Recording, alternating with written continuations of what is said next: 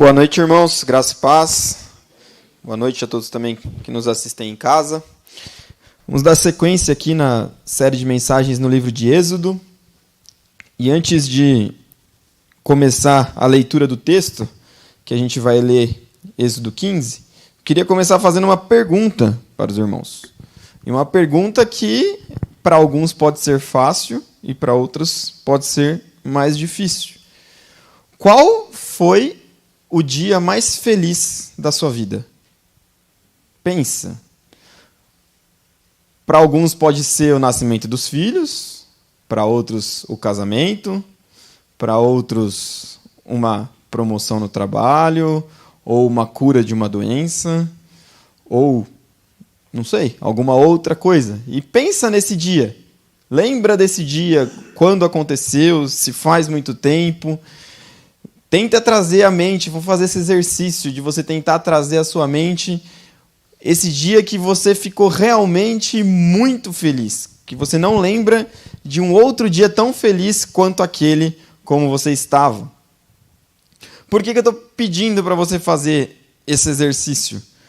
Porque o texto que a gente vai ler aqui é um texto que traz extrema felicidade para o contexto da época. Vocês vão ver, a gente chegou no pós-Mar Vermelho. Então vamos abrir lá em Êxodo 15 e depois a gente continua o nosso exercício aí sobre o nosso dia, o dia mais feliz das nossas vidas. Então, para os irmãos entenderem aqui, até aqui a gente já viu a luta do povo de Israel dentro do Egito. A gente já viu Moisés sendo levantado ali como o líder que Deus escolheu para libertar o povo ali. A gente já viu aqui em outras pregações todas as pragas que foram ali destinadas ao faraó e ao Egito como um todo. Muitas vezes a gente leva a pensar, quando a gente lê assim de forma corrida, que foi de uma forma rápida. Mas não, foram anos e anos. Até mesmo durante a manifestação das pragas ali, não foi um dia seguido do outro. Foram anos de distância entre elas, provavelmente, para inclusive dar tempo de acontecer tudo aquilo. De uma forma geral, o povo de Israel já estava cativo ali mais ou menos há 400 anos no Egito. É muito tempo. O Brasil tem de descoberto aí 500 e poucos anos. É muito tempo, 400 anos. Com certeza toda aquela geração ali não sabia o que era viver fora do Egito. Não sabia o que era uma vida longe dali. Só sabia o que era viver uma vida de escravidão, uma vida de perseguição, uma vida de opressão. Era isso que era a vida do povo judeu naquela época. E aí vem a última praga, como a gente viu aqui numa pregação específica, e aí o faraó liberta o povo vai e se encontra de frente ao Mar Vermelho, e ali eles acham que eles vão morrer. Deus vem, abre o mar, eles atravessam e depois o mar se fecha, destruindo todo o exército do Egito. E aí a gente chega nesse ponto, que é o capítulo 15. E aqui a gente vai ver qual que é a reação do povo de Israel a provavelmente um dos dias mais felizes da vida deles. Claro que poderia ter gente ali que tenha ficado mais feliz com o nascimento de seu filho ou com o seu casamento na época, mas o que tinha acontecido ali para ele, o que estava acontecendo para eles ali nesse momento, era praticamente nascer de novo. Era uma nova vida. Era o início de uma vida que eles nem sabiam como seria, que eles só ouviam falar, que era uma vida sem ser escravo, que era uma vida sem ser prisioneiro. Ou seja, todos ali estavam extremamente felizes com o que estava acontecendo. E aí eu faço mais uma pergunta para você que lembrou, pensou aí no dia mais feliz da sua vida. Qual que foi a sua reação nesse dia? Já é um pouquinho mais difícil de lembrar, né? Às vezes você lembra do momento, mas não lembra exatamente qual foi a sua reação. Mas o que você fez quando você recebeu aquela notícia maravilhosa? Quando você ficou extremamente feliz? Você saiu contando para todo mundo? Você saiu comemorando? Você saiu gritando, correndo na rua? Não sei, o que você fez? Você lembra o que você fez? E é isso que a gente vai ver agora. O que o povo de Israel fez, liderado por Moisés. Eles atravessaram o mar, eles olharam para trás, viram que não tinha mais ninguém perseguindo eles. E, a partir do versículo 1, Moisés diz assim: Então Moisés e os filhos de Israel entoaram este cântico ao Senhor. Cantarei ao Senhor porque triunfou gloriosamente. Lançou no mar o cavalo e o seu cavaleiro. O Senhor é a minha força e o meu cântico. Ele se tornou a minha salvação. Este é o meu Deus, portanto eu o louvarei. Ele é o Deus de meu pai, por isso o exaltarei. O Senhor é homem de guerra, Senhor é o seu nome. Lançou no mar os carros de Faraó e o seu exército, e os seus capitães afogaram-se no mar vermelho. As águas profundas os cobriram, desceram as profundezas como pedra. A tua mão direita, ó Senhor, é gloriosa em poder. A tua mão direita, ó Senhor, despedaça o inimigo. Na grandeza da tua excelência, derruba os que se levantam contra ti. Envias o teu furor que os consome como palha. Como o sopro das tuas narinas, amontoaram-se as águas. As correntes pararam em montão, e as águas profundas se tornaram sólidas no coração do mar. O inimigo dizia: perseguirei, alcançarei e repartirei os despojos. A minha alma se fartará deles. Arrancarei a minha espada e a minha mão os destruirá. Sopraste o teu vento e o mar os encobriu. Afundaram-se como um chumbo em águas impetuosas. Ó Senhor, quem é como tu entre os deuses? Quem é como tu, glorificado em santidade, terrível em feitos gloriosos, que operas maravilhas? Estendeste a mão direita e a terra os engoliu. Com a tua bondade guiaste o povo que salvaste. Com a tua força o levaste à habitação da tua santidade. Os povos ouviram e estremeceram. Agonias apoderaram-se dos habitantes da Filístia.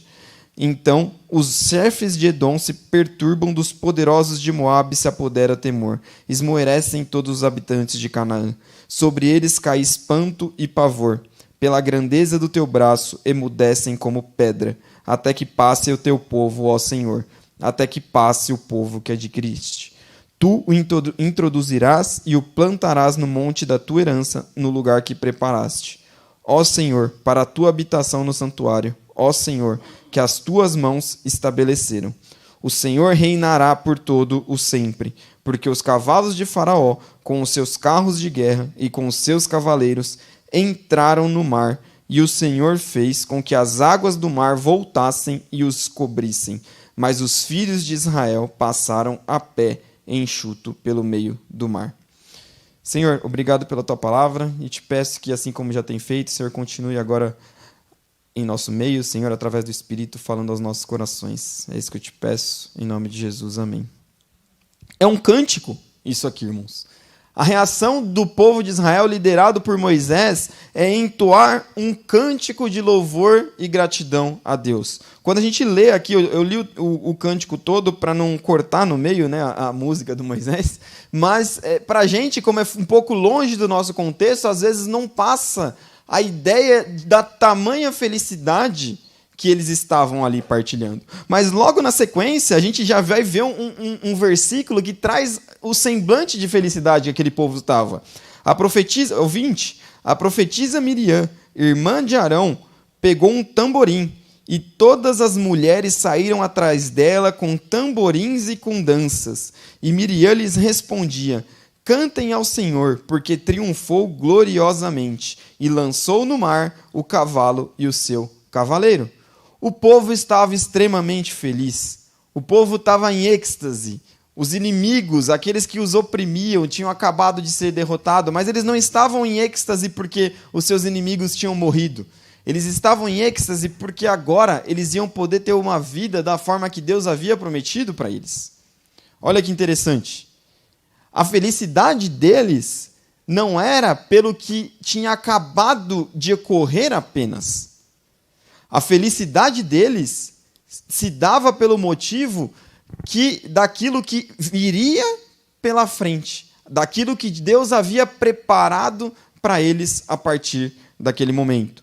Eles sabiam que Deus havia prometido que deles seria feita uma grande nação e que Deus os tinha mantido até ali. E a partir de agora eles iam poder se constituir verdadeiramente como uma nação, com as suas próprias características. Era isso que trazia a felicidade para eles. E aí a gente começa a trazer um pouco para o nosso contexto, para as nossas vidas. E aí eu quero trazer 3 coisas que a gente precisa fazer nos nossos momentos de alegria e que muitas vezes a gente esquece. A primeira é a mais clichê de todas, e eu já vou falar logo ela de cara, porque isso com certeza todo mundo ouve, até quem não é cristão. A primeira coisa que você precisa fazer quando acontece algo de bom com você é o quê? Agradecer a Deus. Esse é o primeiro ponto.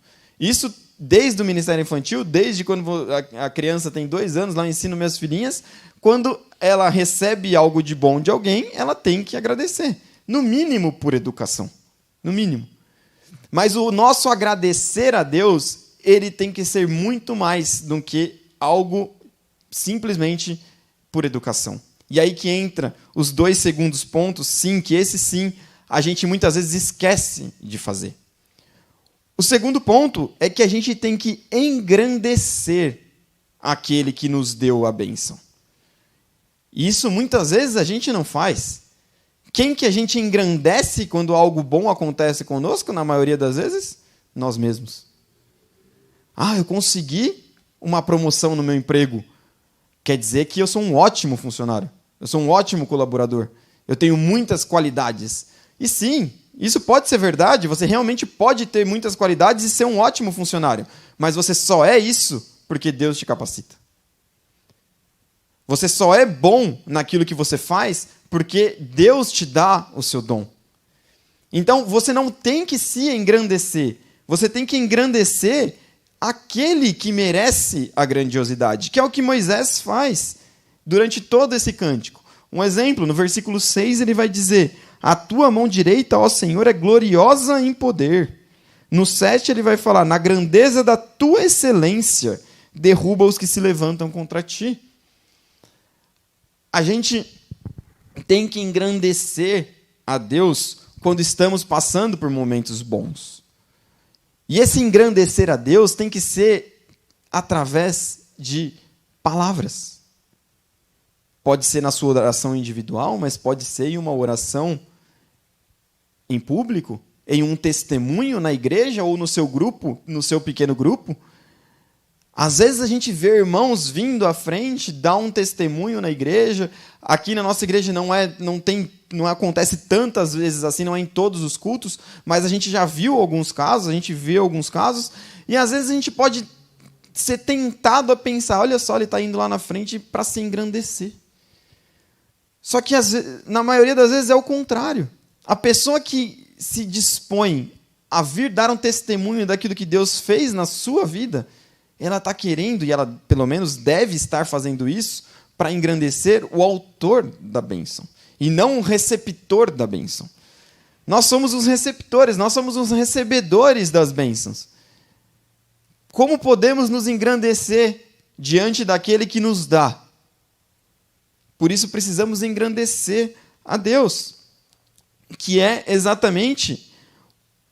Está junto ali com o terceiro e com o quarto ponto. No versículo 13 a gente vai ver: com a tua bondade guiaste o povo que salvaste, com a tua força o levaste à habitação da tua santidade.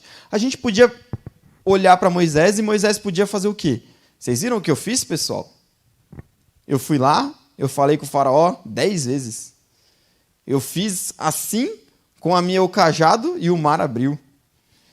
Eu fiz assim, o meu cajado virou cobra, engoliu o cajado dos bruxos do faraó. Eu transformei a água em sangue. Eu fiz com que se não fosse eu, nenhuma daquelas pragas teria acontecido. Moisés poderia ter feito tudo isso. Moisés poderia falar que ele que guiou o povo. Afinal de contas, Deus o levantou para isso. Deus o chamou para isso. Ele estava cumprindo o propósito dele. Mas no seu cântico, Moisés é bem claro quando ele diz e ele fala: o Senhor levaste o teu povo. Moisés sabia que não era ele que estava levando o povo, que era Deus que estava conduzindo o povo. Ele estava sendo só um instrumento, sendo usado por Deus ali. E a gente precisa colocar e trazer isso para as nossas vidas, para o nosso dia a dia, para tirar o nosso orgulho, para tirar a nossa soberba.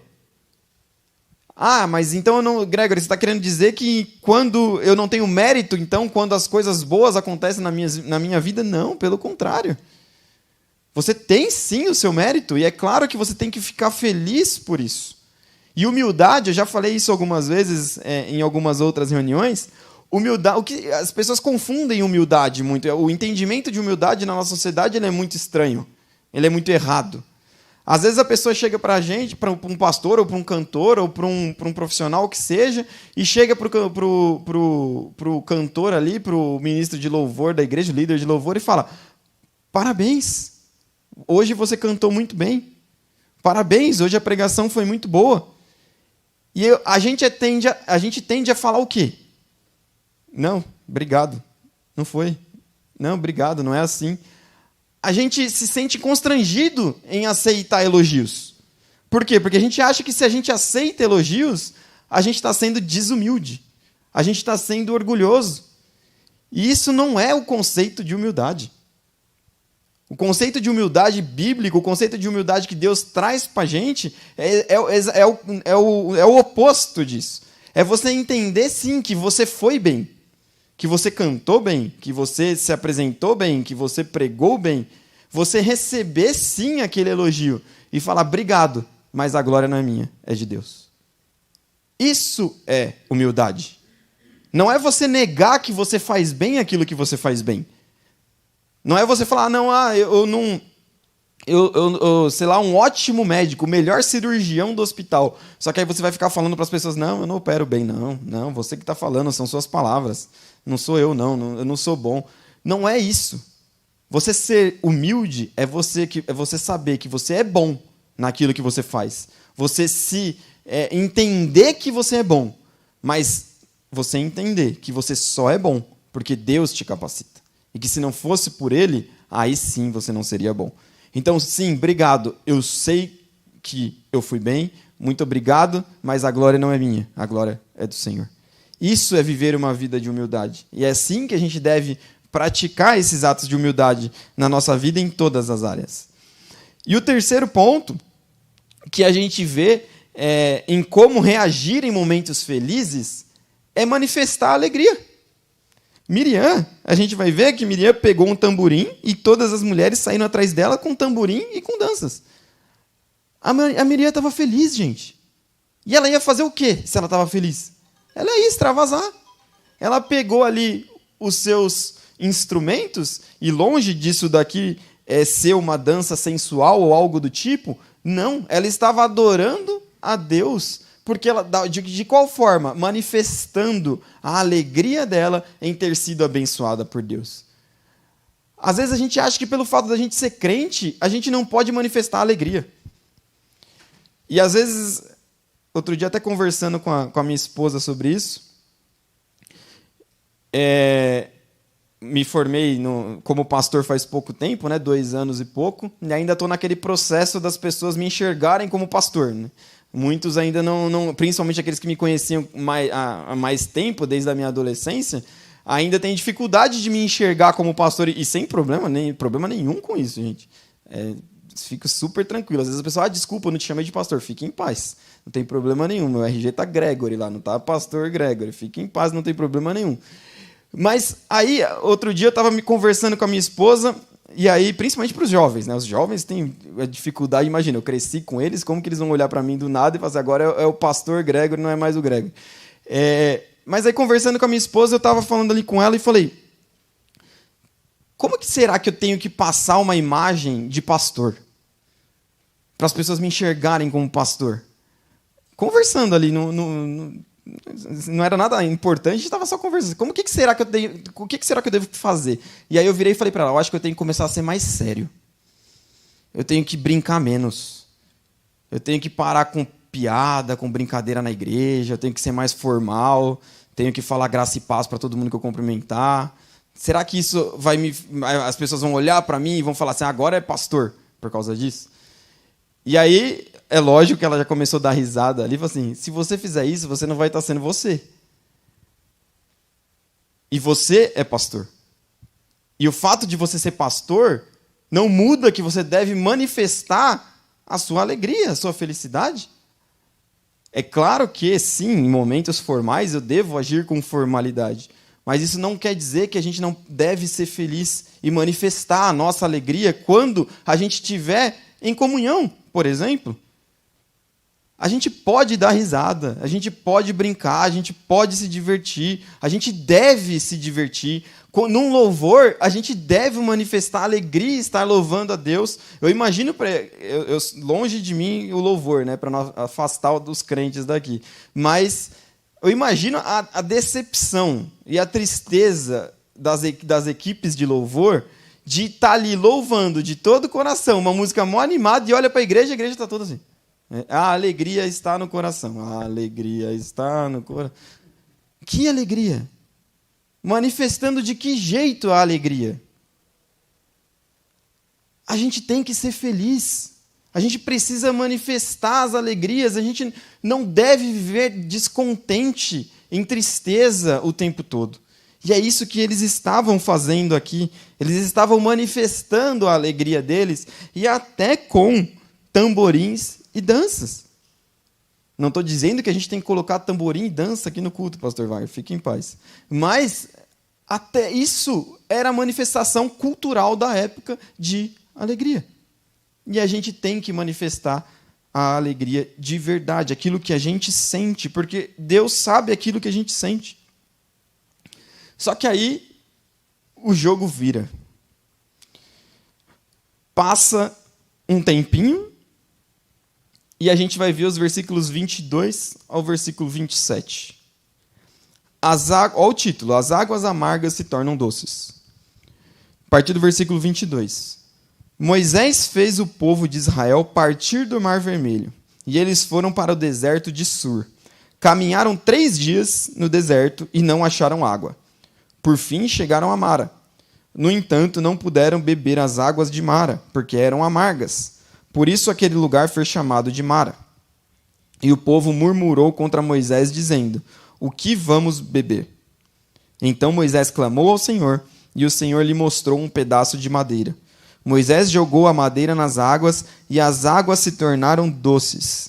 Ali o Senhor lhes deu estatutos e uma ordenança, e ali os provou, e disse: Se vocês ouvirem com atenção a voz do Senhor, seu Deus, fizerem o que é reto diante dos seus olhos, derem ouvido aos seus mandamentos e guardarem todos os seus estatutos, nenhuma enfermidade virá sobre vocês, das que enviei sobre os egípcios, pois eu sou o Senhor, aquele que cura vocês.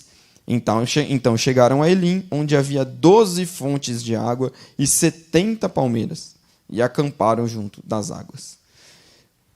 Passa um momento de felicidade, passa um momento de êxtase. A gente não tem informações claras aqui de quanto tempo demorou para o povo começar a caminhar de novo, mas provavelmente não foi muito tempo, não foram anos que se passaram aqui, foram dias para eles começarem a caminhar de novo no deserto, porque eles precisavam chegar na Terra Prometida. Então, logo, eles ainda não tinham concluído a missão deles, eles tinham apenas ultrapassado o Mar Vermelho, ou seja, eles precisavam andar. E Moisés colocou o povo para andar. Vamos andar. E aí chega uma dificuldade. A primeira dificuldade. E aí eu nem vou dar spoiler do que vem pela frente em Êxodo aí, porque a gente vai ver muito isso. A gente vai ver muita reclamação do povo. A gente vai ver muita murmuração. E aqui é apenas a primeira.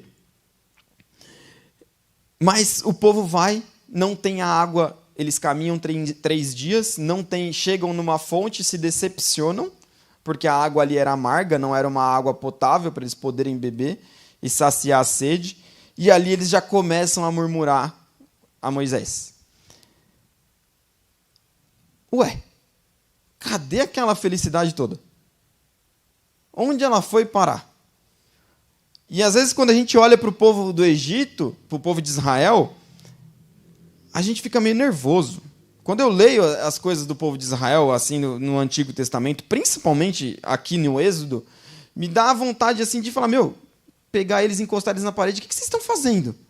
Olha tudo que Deus acabou de fazer por vocês. Vocês acabaram de ver um mar abrir. Vocês andaram no meio do mar. Vocês acabaram de ver 10 pragas miraculosas acontecerem sobre os egípcios e nada acontecer com vocês. Como que vocês podem reclamar? Como que vocês podem murmurar? Isso não passa pela minha cabeça. Aí eu vou lendo, vou pensando.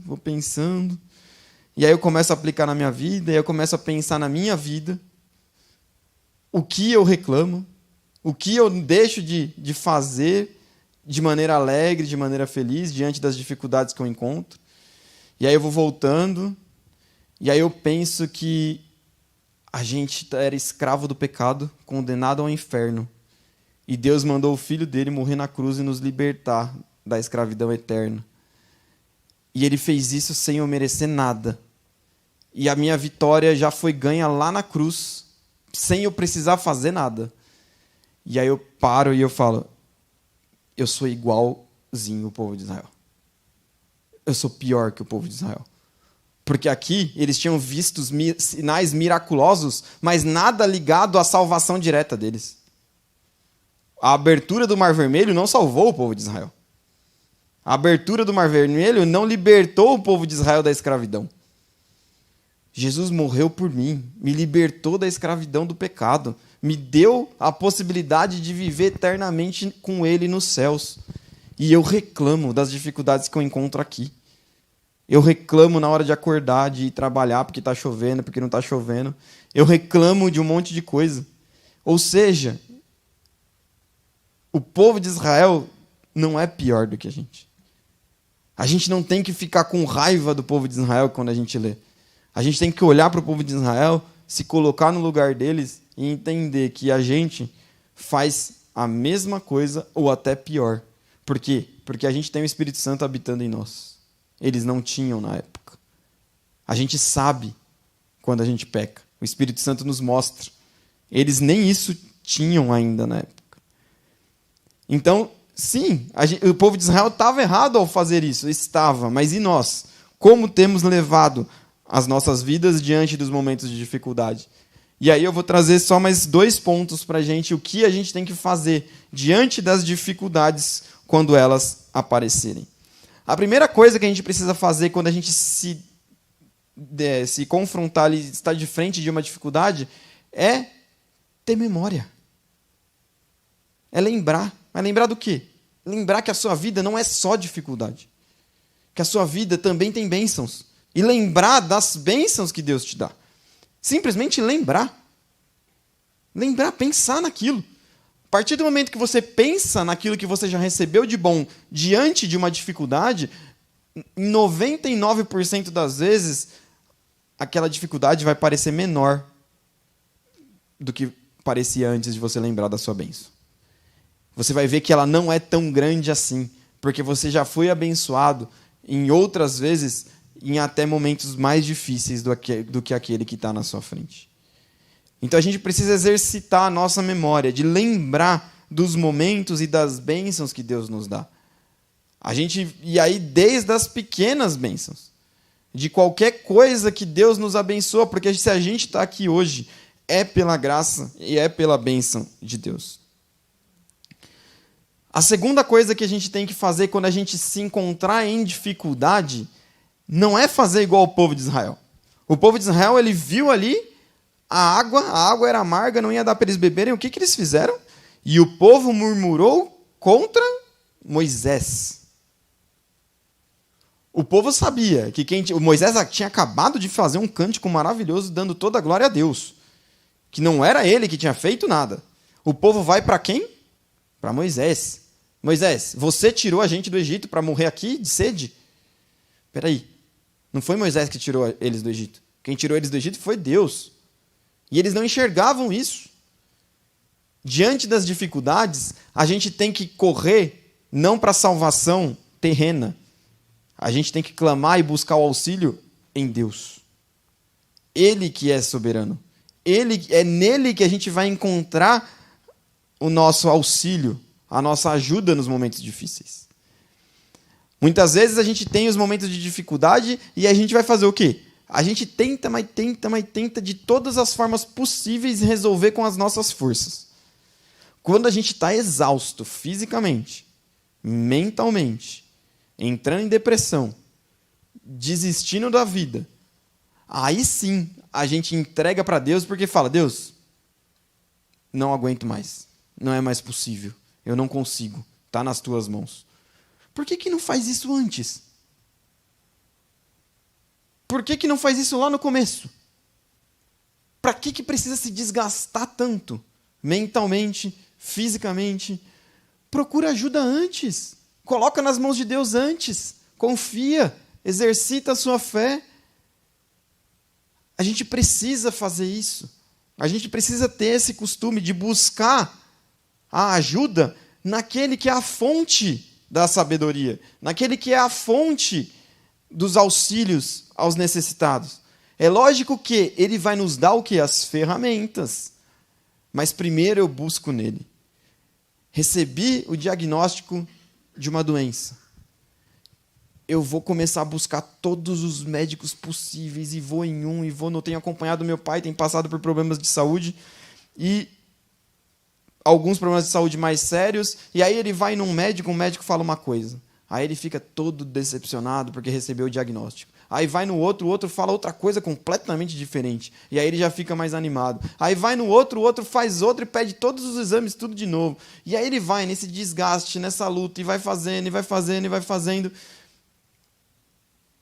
Tem que descansar. Colocar nas mãos de Deus. Deus vai dar a direção. Deus vai direcionar para qual médico, qual tratamento, o que buscar, a forma de buscar. Mas busquemos primeiro a Deus, para aí sim sermos orientados e direcionados por Ele. E por fim, mesmo diante das dificuldades, a gente precisa permanecer fiel. Deus fala ali na resposta: se vocês ouvirem com atenção o Senhor, seu Deus, fizerem o que é reto diante dos meus olhos, e derem ouvido aos seus mandamentos e guardarem todos os seus estatutos, nenhuma enfermidade virá sobre vocês das que enviei sobre os egípcios.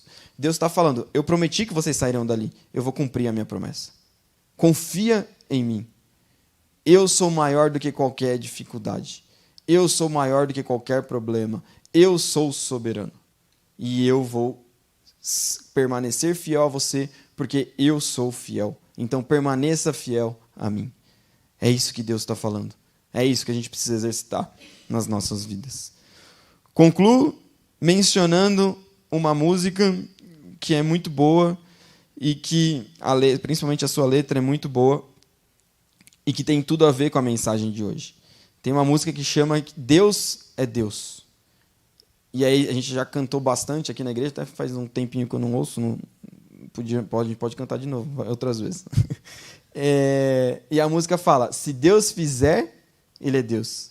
Se não fizer, continua sendo Deus. Se a doença vier, Ele é Deus. Se a cura vier, Ele é Deus. A gente precisa aprender a adorar a Deus pelo que Ele é e não pelo que Ele faz. Tanto na alegria quanto na dificuldade. Tanto quando o mar se abrir diante do Mar Vermelho se abrir na nossa frente e a gente conseguir atravessar e a gente receber um milagre, a gente não pode adorar a Deus porque Ele nos deu o milagre. A gente tem que adorar a Deus porque Ele é o verdadeiro e soberano sobre todas as nossas vidas. E diante da dificuldade, a mesma coisa. Deus não muda. Ele é soberano sobre todas as coisas e Ele tem um propósito sobre todas as nossas vidas, que é o quê? Durante esse período aqui na Terra, é que nos parecemos cada vez mais com Ele. Que o nosso caráter seja moldado cada vez mais ao caráter dele. E isso Ele faz através dos momentos de alegria e dos momentos de dificuldade. Deus mostra o seu caráter através dos momentos de alegria e dos momentos de dificuldade, porque Ele é soberano. E a gente também mostra o nosso caráter nos momentos de alegria e de dificuldade. Como a gente tem reagido nos momentos de alegria e de dificuldade. Como tem sido a demonstração do nosso caráter nesses momentos. Então, que a gente possa adorar cada vez mais a Deus pelo que Ele é e não pelo que Ele faz apenas. Senhor, eu te agradeço por esse momento, te agradeço pela tua palavra, Senhor, te agradeço pelo teu poder, pela tua soberania, Senhor. Muito obrigado porque o Senhor é o mesmo desde os tempos de Moisés, dos tempos de Israel, do teu povo, da condução do deserto. O Senhor é o mesmo que abriu o mar para aquele povo passar e é o mesmo que pode operar qualquer milagre na vida de cada irmão aqui, Senhor. Que o Senhor possa, através do teu Espírito Santo, estar renovando a fé, Senhor, estar fortalecendo, estar capacitando, Senhor Deus, cada um aqui, para que a gente possa, aqueles que passam por dificuldades, encontrar esperança em Ti, Senhor. Que possam encontrar refúgio e auxílio na Tua soberania, Senhor, no Teu colo. E muito obrigado, porque mesmo diante das dificuldades, sabemos que o Senhor não deixa de nos abençoar. O Senhor está sempre ao nosso lado. O Senhor está sempre conosco, Senhor. E acima de tudo, o Senhor já nos deu o maior presente, que foi a morte de Jesus na cruz, nos permitindo viver contigo eternamente, Senhor. Que essa bênção seja viva em nossas vidas, Senhor. Que a gente possa lembrar disso quando estivermos diante das nossas dificuldades, Senhor. E enxergarmos que esse tempo aqui na Terra, mesmo sofrido muitas vezes, mesmo com problemas, com doenças, com lutas, é apenas passageiro. E estaremos contigo no paraíso, aí sim, Senhor, para viver em plena comunhão e alegria contigo, Senhor. Esteja nos abençoando, é isso que eu te peço, em nome de Jesus. Amém.